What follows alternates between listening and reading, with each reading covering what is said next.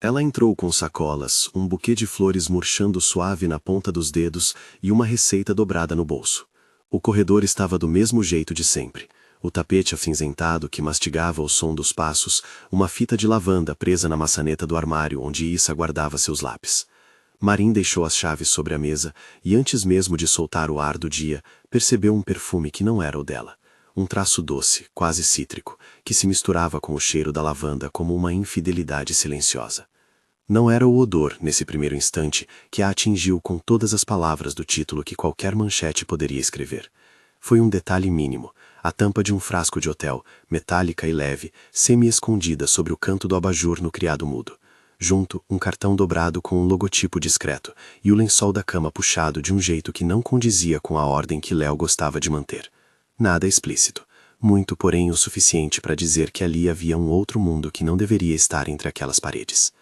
Marin deixou as sacolas aos pés do sofá como quem respeita um território público que naquele momento parecia vencido. Ao invés de gritar, de descortinar as paredes com os olhos, de rasgar o tecido do quarto com perguntas, ela fez algo que vinha de uma disciplina íntima, seu jeito de lidar com cidade e caos, de transformar ruído em mapa. Documentou. Pegou o celular. Fotografia frontal do cartão sobre o abajur, foto do frasco, da tampa, uma sequência do lençol, das marcas na almofada. Não se inclinou sobre o colchão, não remexeu o tecido. Tirou imagens do que podia ser visto sem tocar.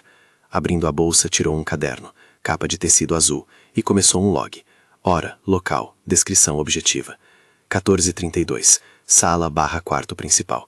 Cartão com logotipo do hotel, frasco metálico, lençol desalinhado. Caneta firme, letra limpa. Anotou o número do hotel. Colocou o cartão dentro de um saquinho plástico e o selou com fita adesiva. Encostou o saquinho sobre a mesa e, com uma etiqueta escrita Evide 1, passou a marcar o lugar onde repousavam as coisas documentadas. A decisão foi instantânea e sólida. Preservar, não confrontar. Proteger a família, sobretudo Issa, vinha antes de qualquer dramatização pública. Se isso se transforma em espetáculo, perdemos a conta de quem sofre de verdade, disse para si, como se defendesse a casa contra um vento. No primeiro telefonema, a voz da mãe, Catherine, que apareceu do outro lado como um abrigo de velha madeira. Vem pra cá, exigiu sem florir. Depois Lídia, advogada, amiga de longa data, que atendeu com o prático ar de quem entende tanto de contratos quanto de coração partido. Não mexa em nada, orientou em poucas palavras. Foto, log, selo. Vou falar com alguém que conheço. Imediato. E se isso estiver em casa, chama o pai para cuidar dela em outro cômodo até sabermos o que fazer. Marin concordou num pedaço de silêncio, e então fez outra escolha. Não ligou para Léo. Enquanto conversava com Lídia, depositou o buquê num copo com água e limpou as folhas amarrotadas com movimentos mecânicos, sem olhar para o quarto. Lavanda no ar. O buquê parecia um ritual infantil de normalidade que ela deixava à vista, uma promessa de que a casa ainda poderia cheirar a coisas boas. Jonah chegou 15 minutos depois, de luvas e casaco, com uma mochila preta que parecia uma mala de ferramentas de precisão. Marin já o conhecia de outra vida, um perito digital que havia ajudado em um caso de transparência em doações, consultado por ela quando trabalhava em projetos de revitalização urbana. Ele entrou sem cerimônia, lançou um olhar técnico pelo espaço e começou a trabalhar como quem revisa um mapa de risco. Não toque em nada que não esteja com luvas, ele disse, simples, e pegou o saquinho com o cartão que Marin havia selado. Tirou fotos com uma câmera própria, falou baixinho sobre metadados, explicou que cada arquivo carregava uma assinatura de tempo que poderia ajudar a reconstruir quem esteve ali e quando. Marin anotava enquanto ouvia. Estava acostumada a perceber cidades por camadas, e naquele instante seu lar era um microcosmo que precisava ser reconstruído da mesma maneira. Jonah mostrou um procedimento que Marin absorveu como se fosse um ponto de partida técnico e moral, imaging. Ele descreveu com cuidado, sem jargões desnecessários, o que faria. Vamos criar uma imagem do disco do telefone do Léo, uma cópia bit a bit. Assim temos cada pedacinho, sem alterar o original. Depois disso, calculamos um hash. Ele fez uma pausa para ver se Marin acompanhava. O hash é como uma impressão digital do arquivo. Se alguém abrir o arquivo depois e o hash mudar, você sabe que houve modificação. É uma prova de integridade. Marin repetiu a analogia mentalmente. Uma impressão digital para arquivos, um mapa que não mente. Jonah falou de cadeia de custódia como um rastro, um trilho que documenta quem teve acesso e quando, um registro que impede que qualquer evidência seja desacreditada. Tudo deveria ser registrado em fitas, etiquetas, logs assinados. Ela pensou no caderno azul e se permitiu uma comiseração pela delicadeza burocrática daquele gesto, o mesmo cuidado com que amarrava os cabos de um projeto de infraestrutura. Enquanto Jonah começava a operar o laptop com o ar de quem sabe calibrar a confiança digital, Lydia ligou para o escritório e colocou em marcha algumas peças legais. Preservation Letters para os provedores de serviço, um pedido formal para que quaisquer dados relacionados à conta do Léo fossem mantidos intactos. Contatos com o banco, com o departamento de compliance da fundação onde Léo tinha influência. Lydia falou de prazos, de como a janela de preservação pode ser curta, do risco de perda de evidências. Marin fez perguntas práticas. Que tipo de informação seria solicitada? Como proteger a família do vazamento? A mãe de Marin entrou no apartamento carregando uma sacola com biscoitos e um ato de presença firme. Catherine tomou Issa no colo com a naturalidade de quem sabe que, naquele momento, o papel mais urgente era manter a rotina de uma criança de 9 anos intacta. Issa, que acabara de voltar da escola, trouxe na bolsa um barquinho de papel amassado, pintado com canetinha azul. Marin observou a filha, a menina ainda com o mundo inteiro por desenhar nos dedos, sem querer misturar sua curiosidade com a tempestade que se desenrolava nos quartos superiores. Não houve perguntas profundas. Catherine serviu sopa quente. Issa tocou piano por meia hora. A casa preservou a gramática de seus pequenos rituais. Antes do jantar, Lydia falou com uma voz que parecia uma régua confortável no meio do descontrole. 3 frentes agora. Primeiro, preservar. Segundo, proteger Issa e nosso espaço doméstico. Terceiro, avaliar institucionalmente o que isso pode significar. O risco de influência pública, doações, nomeações. Vamos montar uma equipe. Marin, que respirava urbano e prático, entendeu naquele comando a geografia da sua escolha. Não era apenas um casamento a ser resolvido. Havia uma rede de poder que poderia estar sendo alimentada por segredos privados. A ideia de manobra política dentro de instituições que funcionavam no nome do bem público a deixou inquieta. Marin passou a noite em claro, não de histeria, mas de detalhe. Fez uma lista. Jonah para a parte digital, Lydia para os passos legais, Catherine como porto seguro e suporte com Issa, Benjamin, um editor que havia uma vez escrito sobre transparência em doações e quem, por lealdade intelectual, poderia ajudar a montar um plano de comunicação se isso viesse a se tornar uma narrativa pública com propósito. Thomas, um contato em um banco que poderia verificar transferências sem violar procedimentos legais, apenas para apontar padrões. Marin sabia que alguns nomes não poderiam ser convocados sem uma estratégia. O movimento precipitado poderia transformar evidências em fumaça. Na manhã seguinte, enquanto Issa enfileirava seus barquinhos de papel no parapeito da janela como se testasse uma mini-frota, Marin saiu para encontrar Thomas. Levou o caderno azul, o saquinho selado com o cartão e as imagens que havia feito, todas etiquetadas e datadas. No café do bairro, trouxe a conversa para um registro preciso. Como funcionavam as doações, como os naming rights eram formalizados, até que ponto um único doador podia exercer influência em decisões de órgãos que deveriam representar o interesse público. Thomas ouviu com a postura de quem já viu acordos redigidos e interesses alinhados de maneira sutil demais. Posso checar algumas transferências ao nível que a lei permite, disse Thomas com cuidado, mas você precisa de respaldo legal. Se há um risco de que fundos tenham sido movidos com condicionalidades que influenciem decisões públicas, isso exige auditoria independente. E essas auditorias precisam de escopo e autoridade definidos. Mari entendeu a delicadeza do que estava pedindo. Uma auditoria poderia cruzar segredos de empresa com interesses cívicos, poderia atingir colegas, conselhos, doadores, poderia expor crianças, se mal manejada. Era um território minado, mas também uma possibilidade de transformar dor em reforma. A urbanista dentro dela, treinada a olhar para como dinheiro, espaço e poder se entrelaçam, viu a linha que cruzava o privado e o público. De volta ao apartamento, Jonah trouxe o primeiro laudo digital, uma imagem do disco do telefone de Léo, uma cópia forense que permitia extrair metadados sem tocar o original. O hash inicial foi calculado diante de todos, uma sequência hexadecimal que parecia para Marin tão exata quanto uma assinatura. Ela repetiu a sequência mentalmente como quem aprende um ritual novo. Jonah explicou com analogia doméstica que se alguém alterasse aquele arquivo, o hash mudaria, como se uma letra trocada numa planta derrubasse sua árvore inteira. Era uma segurança técnica, objetiva, que permitia a Marin dormir com menos ruído. Lydia redigiu preservation letters que seriam enviados a provedores e instituições, pedindo formalmente a retenção de registros. Ela também começou a desenhar a linguagem de um possível acordo, cláusulas de confidencialidade, termos financeiros, mas também mecanismos institucionais que poderiam interessar a Marin, a possibilidade de condicionar um acordo à criação de um fundo de transparência, por exemplo, ou a revisão das regras de governança do conselho onde Léo atuava. Marin escutou e disse, finalmente com voz que vinha de um lugar que tinha pensado o mapa todo: "Não quero que isso acabe em nada que exponha Issa. Quero que, se houver acordo, ele deixe algo que evite que outras famílias passem por isso." No dia seguinte, Benjamin entrou na conversa, não como parte sensacionalista, mas como um tradutor da matéria pública, como transformar documentos em demanda por políticas, sem transformar pessoas em espetáculo. Ele falou sobre timing, sobre a importância de uma narrativa que fizesse pedidos técnicos, auditoria, registro de doadores, políticas de transparência, em vez de acusações pessoais. Sugeriu um caminho de 3 etapas: verificar, provar, solicitar reformas. Marin gostou do verbo solicitar. Ela imaginou um discurso no qual não haveria gestos de vingança, mas requisições formais por governança. Enquanto a equipe se montava, Marin passou por uma série de encontros pequenos que eram ao mesmo tempo íntimos e formais. Catherine ficava com Issa, levando a filha ao piano, mantendo a rotina da sopa de sempre, desenhando mapas de momentos normais para que a menina não encontrasse nada que pudesse ligar seu barco de papel a algo maior e feio. Lydia e Jonah cruzavam anotações sobre datas e procedimentos. Benjamin pedia documentos com delicadeza jornalística. Thomas prometeu checar dia por dia dentro das limitações legais.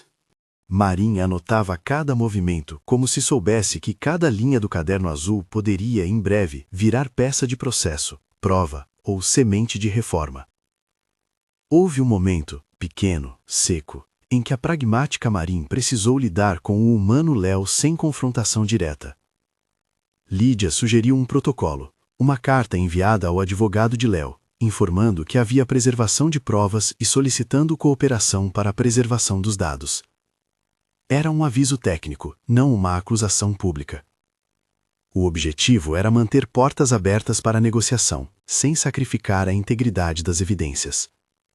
Marin assinou a carta com a mesma mão que preenchera o caderno. A caneta parecia um instrumento de escolha, não de ódio. Issa continuou a trazer barquinhos de papel para casa, cada um mais caprichado que o outro. Marin observava, às vezes com a visão embaçada, a menina que dobrava aqueles triângulos frágeis e os colocava na janela, onde o vento nunca os levava muito. O barquinho era para Marin um lembrete: pequenas coisas mantêm o cotidiano. Ele também virou um motivo recorrentemente usado quando ela precisava explicar, com uma linguagem adaptada, o que estava em jogo com Issa. Manter a infância intacta, blindada contra a exposição. Os próximos dias foram de cartografar possibilidades. Lydia sugeriu preparar 2 rotas paralelas, uma privada e uma pública. A rota privada envolveria negociações e possíveis acordos, com cláusulas que poderiam incluir apoio financeiro à família e medidas de proteção. A rota pública seria acionada se os trustees ou as instituições se recusassem a cooperar em esclarecer práticas de doação e governança. Lydia foi explícita. Há custos e riscos em cada caminho. Marin ouviu e sentiu que pesava ali não só a sua vida, mas o legado que poderia emergir. Houve resistência inicial, como sempre há nessas ordens de poder. Um membro do conselho respondeu, por meio de assessoria, que as políticas eram adequadas e que qualquer questão privada deveria ser resolvida na esfera pessoal. Foi uma resposta padrão. Marin leu a nota com o caderno azul apoiado no colo e soube que, se quisesse evitar que a narrativa morresse num muro de relações públicas, precisaria de documentação. Era por isso que haviam estampado etiquetas, calculado hashes, fechado saquinhos plásticos, para que palavras vazias pudessem ser desmentidas por procedimentos. No fim daquela semana, houve uma reunião de emergência, na qual Lydia, Jonah e Benjamin estiveram presentes. Foi uma sessão de trabalho, com listas e prazos. Decidiram-se prioridades: finalizar a imagem forense do telefone, solicitar por preservation letter ao hotel onde o cartão fora emitido, pedir ao banco que Tomás indicaria um caminho para verificar transferências de alto valor sem violar confidencialidade. Prepararam também uma versão curta de uma narrativa pública possível, o esqueleto de palavras que Marin poderia usar se escolhesse submeter a questão a uma plataforma maior. foco em pedidos de transparência, auditoria independente e criação de um fundo de governança. Nada sobre relações íntimas, tudo sobre procedimentos. No carro, voltando para casa naquela noite, Marin pensou nas escolhas que havia feito. Não havia sido impulsiva. Cada passo fora uma decisão racional tomada no âmago de uma ferida. Ela observou as luzes da cidade, as obras, os anúncios de naming rights em fachadas que por vezes disfarçavam relações de poder. Como urbanista, sabia que dinheiro público e privado se misturavam num caldo que exigia clareza. Como mãe, sabia que proteger Issa significava, por hora, manter o caso longe de olhos que procuram o espetáculo. Ao entrar, encontrou Issa no quarto com uma lanterna, alinhando barquinhos numa fileira sobre o parapeito. O tecido da cortina dançava em sombras. Marin colocou a mão no ombro da filha e, sem grande esforço, conseguiu sorrir com verdade. "Vamos fazer chocolate quente?" perguntou. Issa sorriu de volta e entregou um barquinho de papel para a mãe, desenhado com uma linha tênue de lavanda no mastro. Marin guardou o barquinho no bolso, junto ao caderno azul. Era um gesto que misturava fragilidade e propósito. A cidade lá fora continuava a ocupar seu espaço com demandas e notícias. Dentro, havia a necessidade urgente de transformar a ferida em algo que pudesse, talvez, proteger não só uma família, mas um sistema. O barquinho de papel era um lembrete de que os pequenos rituais sobrevivem ao choque e que a melhor defesa era o cuidado, tanto com papéis e hashes, quanto com corações. Na manhã seguinte, quando o sol ainda equilibrava seus primeiros cortes sobre a janela, Marin recebeu uma mensagem anônima, uma fotografia de uma planilha eletrônica, com colunas de nomes, valores e datas. O remetente não precisou assinar. A imagem, por si, jogava uma sombra sobre a tranquilidade que ela vinha trabalhando para reinstaurar. A planilha tinha itens que poderiam ligar certos pagamentos a eventos, doações cujo destino não era claro. O coração de Marin bateu de um modo que não era apenas medo.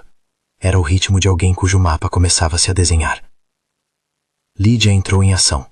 As Preservation Letters seriam enviadas naquela card. Jonah revisaria a autenticidade da planilha e verificaria sua cadeia de registro digital. Benjamin sugeriu cautela ao lidar com a imagem, checar metadados, confirmar origem. Marin imaginou a planilha como mais um barco que poderia navegar entre certezas e mentiras. Era preciso emê-lo com cuidado. Antes de qualquer divulgação, houve uma última conversa entre Marin e sua mãe do corredor, onde a lavanda na fita do armário parecia suspirar. Catherine segurou as mãos da filha com a firmeza de quem fala pouco, mas age muito. "Isso que você está fazendo, filha, não é só por você. É por todas as casas que acreditam que o que é público não pode ser manipulado." Marin encontrou ali uma força que não era apenas sua. Ao fechar a porta do quarto e subir até a cozinha, Marin fez algo pequeno, quase ritualístico. Colocou o barquinho de papel de Issa sobre a mesa, ao lado do caderno azul, e escreveu em cima uma linha curta, num gesto que misturava planejamento e promessa. Não havia vento suficiente para levar aquele barco, mas havia mãos capazes de guiá-lo. No momento em que Lydia enviava a primeira Preservation Letter e Jonah começava a examinar os metadados da planilha, Benjamin telefonou para dizer que poderia existir interesse de veículos em transformar a história num circo. "Precisamos definir um palco", disse ele, "e esse palco precisa levar para frente pedidos, não pedras." Marin suspirou e concordou. Em silêncio, olhou para o vaso com lavanda que começava a murchar e decidiu que a história seria contada com a mesma disciplina com que tratava uma cidade, com mapas, com marcações de tempo, com uma insistência em procedimentos. Se esta história está falando com você e você quer acompanhar como uma casa aprende a transformar feridas em instrumento de mudança, se inscreva e acompanhe a jornada. As próximas horas seriam de calor técnico e política de bastidores. Jonah encontraria vestígios de cópias duplicadas na planilha. Thomas buscaria autorizações do banco para emitir relatórios, e Lydia avaliaria até que ponto o conselho da fundação estaria disposto a aceitar uma auditoria externa sem que se tornasse uma caça pública. Marin sabia que qualquer passo em falso poderia expor Issa ou permitir que a narrativa se curvasse ao interesse alheio. Por isso, antes de qualquer movimento público, cada arquivo seria selado, cada cadeia documentada, cada pessoa envolvida, instruída a manter o foco no que importava. Ao final daquele dia, Marin voltou ao quarto onde Léo não estava. Havia um vazio de presença que não se resolvia em palavras.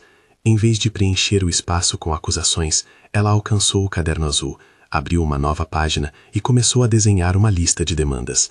Não era uma lista de vingança, era uma pauta cívica. Auditoria independente, registro público de doadores acima de determinado teto, criação de um fundo de transparência, cláusulas claras sobre naming rights, protocolos de governança no conselho. Cada item foi escrito com a mesma caligrafia limpa da primeira noite de descoberta. Marin sabia que aquilo, mais do que qualquer explosão emotiva, poderia ser o tipo de coisa que realmente mudaria alguma coisa. Era uma tradução de dor em projeto. Quando o telefone tocou, era Jonah com uma voz que não precisava de ornamentos. Encontrei algo na planilha. Não dá para afirmar ainda, mas há padrões. Vamos precisar cruzar com extratos. Marin respirou, sentiu a gravidade da marcha que começava. A casa cheirava a lavanda. O barquinho de papel de Issa aguardava na mesa. E fora daquela janela, a cidade seguia a sua rotina. Dentro, a batalha começava não com gritos, mas com procedimentos, com uma promessa silenciosa de que se isto se transformasse em um caso público, seria para exigir algo maior: integridade nas interseções entre privado e público. Ela fechou o caderno. Era hora de convocar mais gente, de compilar provas e de decidir, com serenidade, se aceitariam um acordo privado que protegesse a família ou se usariam a documentação para exigir mudanças institucionais. As escolhas tinham custos, as decisões também. Marin sabia isso, e por trás da precisão técnica residia uma vontade clara: que Issa pudesse continuar a construir seus barquinhos sem que um dia precisasse entender como se quebra uma cidade quando o interesse se sobrepõe ao cuidado. Jonah telefonou cedo. A voz dele, que raramente carregava emoção, soava calibrada como um relógio de precisão. Há padrões aqui. Várias entradas daquela planilha batem com horários de transferências que o Thomas conseguiu apontar como suspeitas. Não posso afirmar causalidade, mas preciso de mais cruzamento de dados. Marin ouviu, e por um segundo sentiu o corpo inteiro virar instrumento de atenção, como se cada músculo fosse um lápis pronta para anotar uma nova linha do mapa que vinha se formando. A reunião que seguiria naquela manhã aconteceu na sala de jantar, a mesa ainda com resquícios do buquê amarelado, a fita de lavanda na maçaneta do armário como lembrança de normalidade. Lídia trouxe documentos e um tom objetivo com textura de regra. Se o conselho não colaborar, teremos de mover para as vias legais. Preservation letters já enviados. Se necessário, pediremos ordens judiciais, sapinas, para compelir algumas instituições a entregarem registros. Ela falou devagar, como quem traduz jargões em ponte. Marin anotou, não por ansiedade, mas por protocolo. Cada palavra era uma peça. Thomas apresentou um diagrama simples: colunas de pagamentos, datas, recipientes. Há transferências recorrentes para uma entidade com nome genérico, parece um veículo. Não dá para afirmar que é ilícito, mas chama a atenção.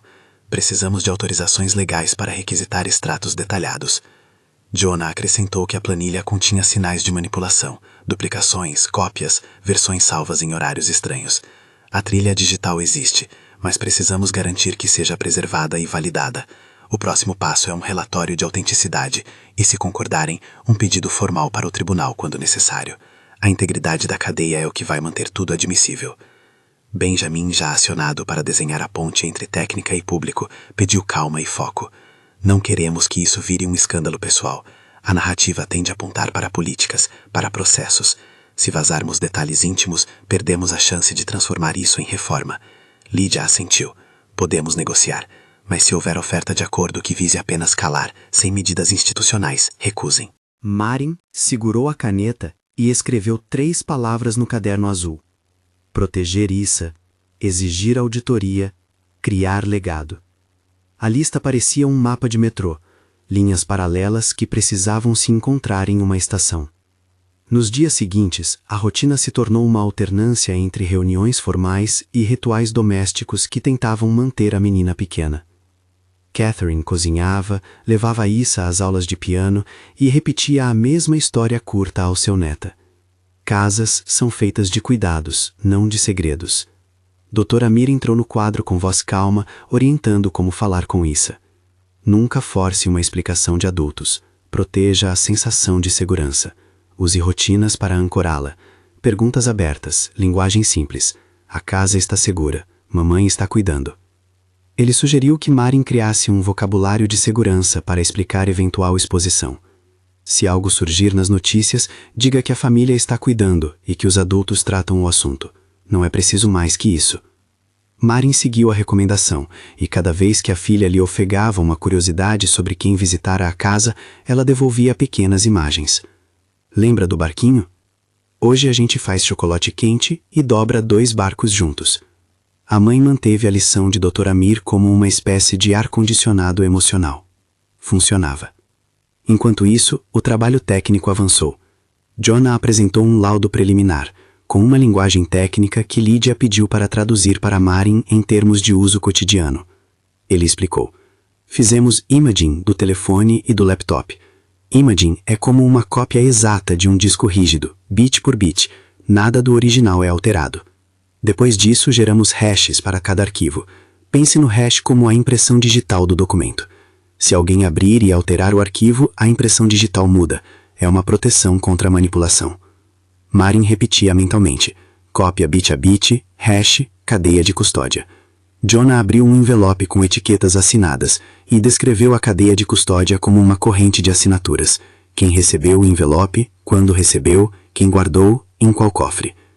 Esse trilho de mãos assinado é o que impede que alguém diga que algo foi plantado ou alterado depois. Marin sentiu a burocracia transformando seu desapontamento em um ritual de confiabilidade. As semanas seguintes foram marcadas por confrontos menos vocais e mais estratégicos. Lydia enviou cartas formais ao conselho da fundação. Ao mesmo tempo, Benjamin começou a trabalhar um roteiro de possíveis divulgações públicas que preservassem a privacidade de Issa. Temos uma janela para pedir reformas sem expor pessoas, ele dizia.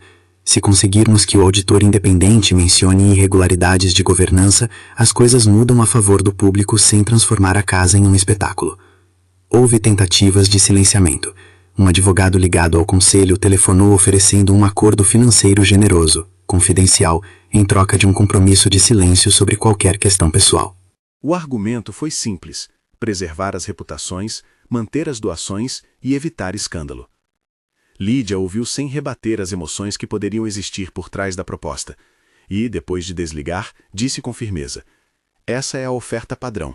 Ela protege reputações, não instituições. Marin, aceite isso e talvez a vida volte. Negocie isso e talvez consiga colocar alguns mecanismos institucionais dentro do acordo.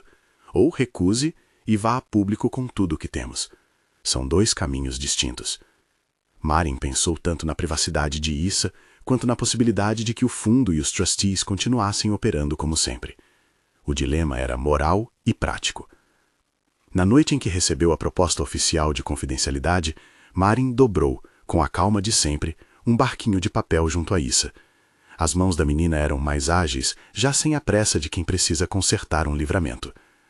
Se fizerem um acordo, você se sente segura? Perguntou a menina, de olhos grandes e diretos.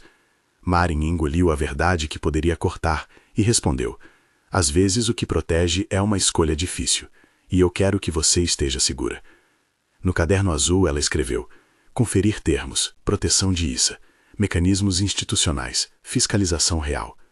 A caneta descreveu um caminho que procurava casar cuidado privado e mudança pública.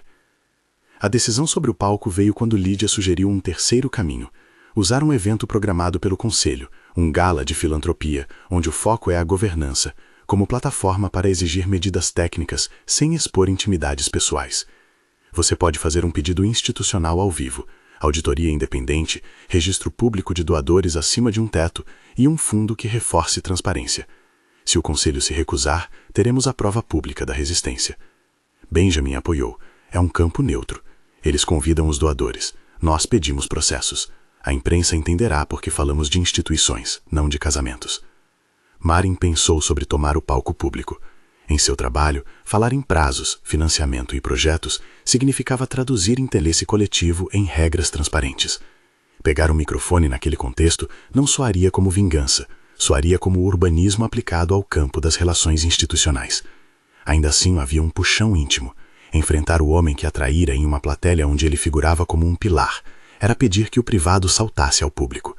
Lídia propôs um script. Maren faria uma fala curta, dirigida não aos indivíduos, mas aos processos.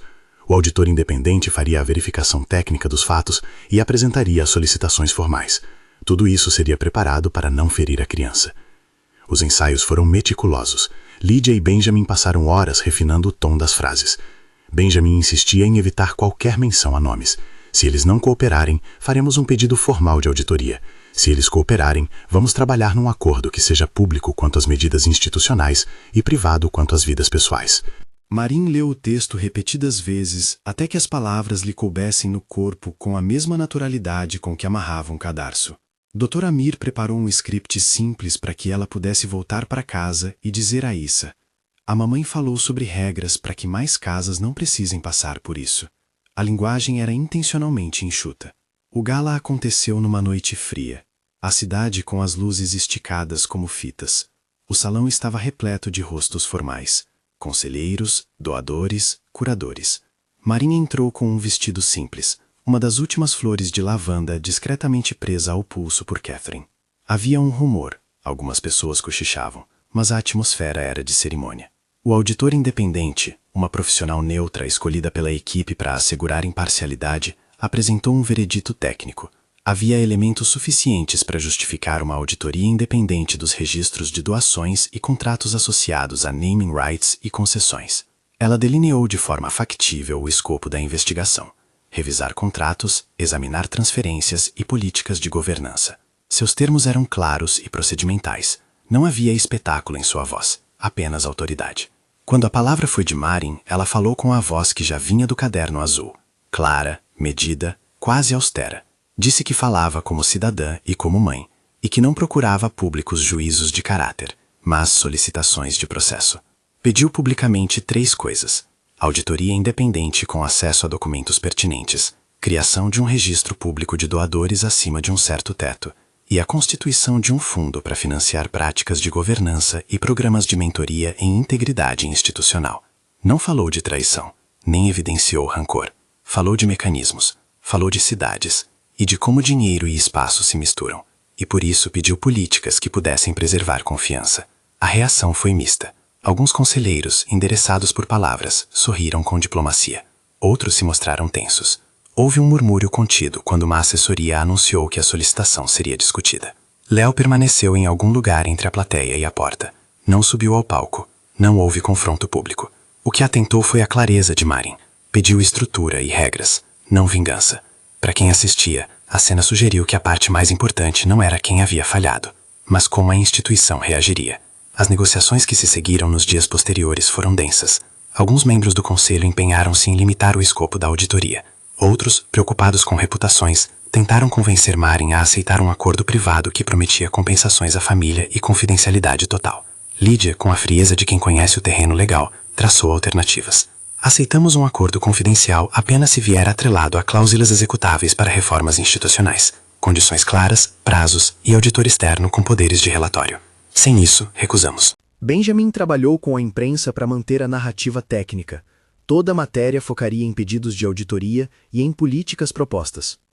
O objetivo era restringir o potencial do tabloide. Thomas revelou que o banco havia identificado transferências que precisavam de explicação, não necessariamente ilegais, mas com origem de contas cujos beneficiários finais estavam opacos. Podemos documentar padrões, mas precisamos de autoridade para requisitar informações aos beneficiários. Lídio redigiu então um contrato-negociação. Aceitaram um acordo privado que protegesse a família e a criança contra a exposição, em troca de um compromisso público por parte da instituição para criar um fundo de transparência, instituí-lo com conselhos independentes e testes de auditoria semestral por um período definido, e, crucialmente, uma cláusula que permitisse divulgação vermelha, Redacted Reports, para proteger identidades pessoais, preservando, porém, a divulgação das políticas e das transações relevantes.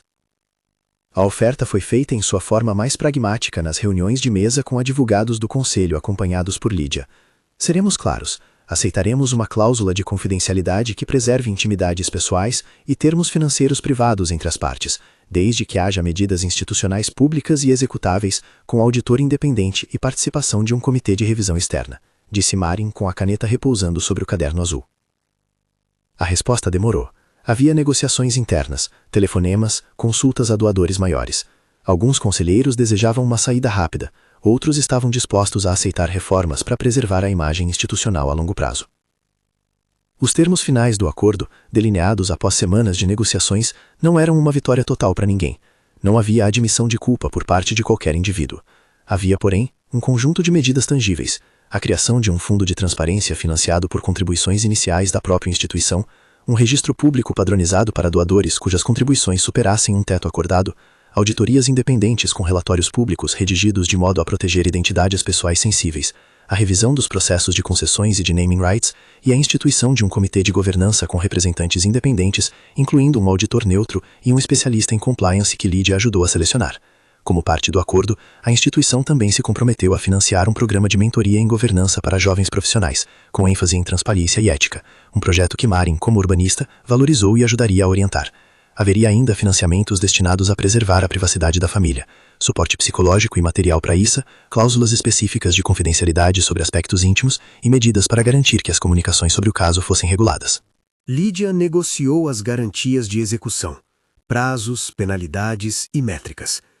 Podemos colocar cláusulas de fiscalização com prazos claros. Se a instituição falhar em cumprir, há multas e a possibilidade de se abrir processos para forçar a publicação de relatórios. Ela não prometeu garantias de arrebatamento moral. Sabia que palavras no papel podiam perder força se não fossem monitoradas, mas garantia que havia mecanismos para transformar compromissos em tarefas mensuráveis. A assinatura do acordo não foi celebratória, foi um ato de pragmatismo. Na mesa de Lídia, Marin assinou os documentos com a caneta que usara no primeiro dia. O acordo tinha redações que protegiam Issa, tinha a promessa de um fundo e o início de auditorias. Não era a vingança que o título poderia vender, era a tradução de uma ferida em regras. Ao sair do prédio do conselho, a luz de fim de tarde pegou as fachadas, e Marin respirou, não aliviada, mas com um senso de tarefa cumprida.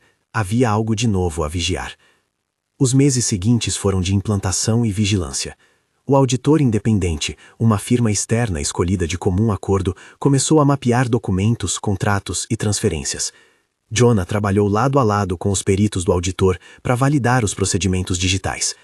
Ele descrevia aos fiscais a importância de preservar metadados, logs de acesso e backup.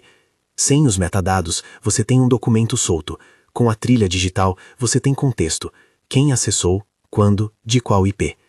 A cada reunião de trabalho, Marin cruzava as linhas do caderno azul com pequenas notas, prazo para relatório, indicadores de transparência, contato para mentoria. Lídia monitorava que todos os prazos fossem cumpridos e inspecionava as cláusulas do acordo. Houve resistência dos que temiam que o novo regime despertasse mais fiscalização e exposição. Alguns doadores questionaram o teto para registro público, outros alegaram custos operacionais para cumprir novas exigências. Marin, porém, mantinha a narrativa no centro. Eu não quero destruir doações, quero que as doações sejam claras, que a maioria seja legítima e que a cidade não fique nas mãos de acordos opacos. Em reuniões públicas e privadas, ela repetiu a mesma linha de raciocínio, que Benjamin transformou em comunicações claras para a imprensa. Pedir transparência não é atacar filantropia, é fortalecer confiança. Enquanto as engrenagens institucionais giravam, Marin continuava a proteger Issa. Dr. Amir acompanhou a menina por sessões regulares, e os progressos apareceram nas pequenas coisas. Issa voltou a desenhar barcos com mais capricho, fez um desenho grande para o mural da escola com a legenda Voyage, e apresentou uma peça de piano em que o tema principal era uma melodia curta e repetitiva que lembrava primeiras cenas de amanhecer. Marin notou, com uma espécie de alívio medido, que a criança estava saudável emocionalmente por causa da continuidade das rotinas. A lavanda na casa foi trocada por flores novas. O barquinho de papel ganhou um lugar numa pequena caixa de madeira que Marin guardou no fundo de uma gaveta, não por esconder, mas por preservar. Os relatórios do auditor começaram a sair, em versões redigidas que protegiam identidades individuais, mas mapeavam falhas processuais. Eles apontaram problemas em cláusulas vagas de doação, ausência de critérios claros para naming rights e lapsos nos registros contábeis. Havia também ambiguidades nos contratos que permitiam concessões com pouca supervisão. Nada no relatório era uma caça às bruxas. Eram recomendações de governança: padronizar contratos, fixar tetos para registro, auditar acordos de naming rights, estabelecer prazos e cláusulas de revisão. O comitê de governança passou a trabalhar em mudanças estatutárias. Marin, sem buscar holofotes, acompanhou as propostas. A implementação trouxe pequenos, mas importantes sinais. Placas de naming rights foram acompanhadas de QR codes que levavam a um registro público resumido com justificativas e limites. O Fundo de Transparência foi constituído e os primeiros editais de mentoria foram publicados. O Comitê de Governança promoveu oficinas de compliance para membros do Conselho e staff. E cláusulas de revisão de doações passaram a ser exigidas antes de qualquer aprovação formal. Havia ainda resistência. Alguns conselheiros tentavam suavizar pontos, outros reclamavam de burocracia. Cada mudança foi uma negociação. Marin não ganhou tudo. Ganhou o que a caneta e a estratégia permitiram. No âmbito pessoal, Léo e Valentina seguiram trajetórias paralelas. Não houve cenas públicas de confronto. Mediante o acordo, as questões íntimas da relação foram tratadas como confidenciais. O que salvou a casa foi uma contabilidade de decisões que priorizavam Issa. Marin não procurou destruir quem a ferira. Em privado, ela pediu que o acordo previsse suporte emocional para toda a família, inclusive acompanhamento para Léo se ele aceitasse. Era uma decisão dolorosa para alguns que queriam justiça mais imediata, mas para Marin tratava-se da construção de segurança, proteger uma criança e tentar manter padrões mínimos de convivência sem exposição. A mídia tratou o caso com atenção, mas o foco na institucionalidade, em parte por mérito de Benjamin, fez com que a narrativa girasse em torno de reformas e não de intimidades. Houveram matérias que elogiavam a iniciativa por promover maior transparência. Outras criticaram que a pressão veio de fora e que o acordo poderia ser uma forma de encobrir culpas. Marin aceitou as críticas com a mesma tranquilidade com que anotava problemas no caderno. Parte do processo democrático é o debate.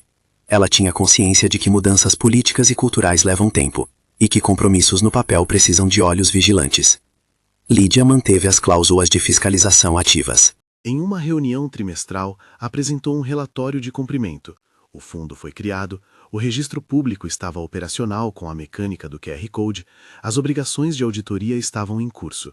Não é perfeito, mas é verificável, disse ela, e é reversível apenas por um processo que exige decisão do Conselho e justificativas públicas. Esse tipo de proteção foi justamente o que Marin esperava, tornar a reforma algo que exigisse trabalho coletivo para regredir.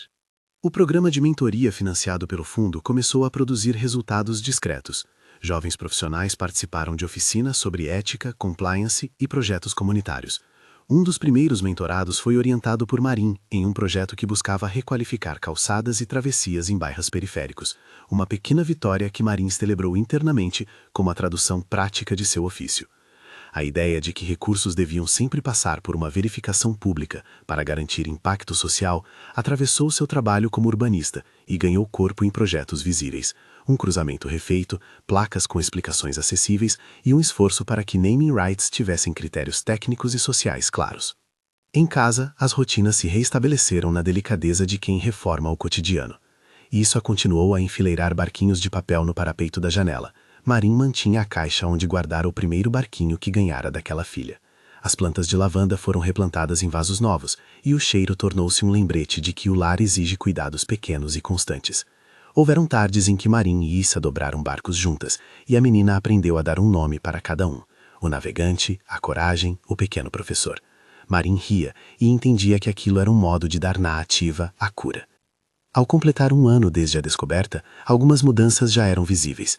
Relatórios de auditoria publicados em versões redigidas, novos procedimentos de aprovação para concessões, um comitê de revisão ativo e o Fundo de Transparência com seus primeiros editais de mentoria e capacitação.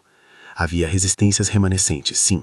Algumas práticas ainda exigiam cuidado para não voltar ao antigo padrão de silêncio e conivência, mas o que antes era uma teia opaca, agora tinha pontos de luz, relatórios, prazos, auditorias. Marin sabia que era preciso vigilância contínua. Transparentar o mecanismo não elimina a má-fé, mas fornece munição para quem busca demonstrar integridade. Em uma tarde de primavera, Marin levou Issa ao parque onde havia um novo projeto de praça comunitária requalificada com parte do recurso do fundo. Havia placas com QR codes discretos, que quem quisesse podia escanear e ver o resumo das fontes e destinações dos recursos. Crianças corriam, a brisa carregava o perfume de lavanda das jardineiras próximas. Issa, com as mãos amarrotadas de dobradura, deixou um barquinho de papel cair em um pequeno canal de água contido entre pedras. O barco flutuou, girou e seguiu em frente, lento e firme. Maren observou, e por um momento sentiu uma linha que ligava a fragilidade daquele triângulo de papel à rede institucional que agora começara a se tornar menos opaca. Benjamin escreveu um texto sobre o processo como um exemplo de como feridas privadas podem empurrar políticas públicas para maior transparência, sem transformar vítimas em espetáculo.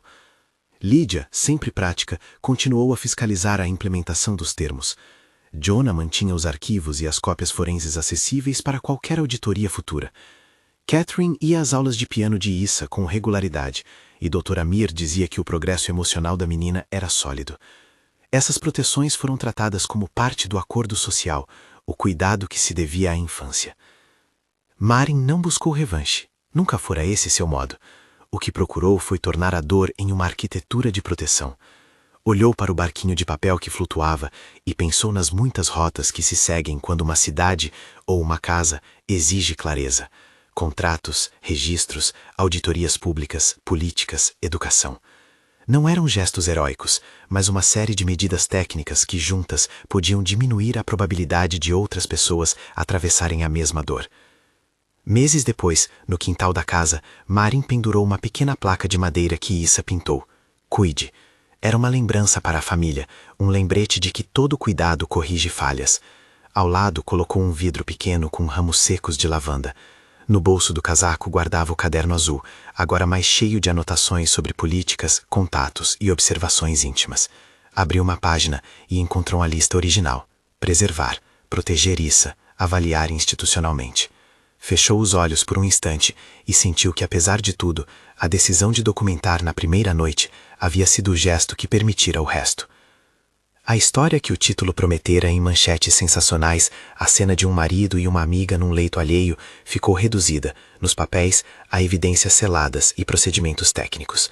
Em casa, o assunto era tratado com a discrição que uma criança merece.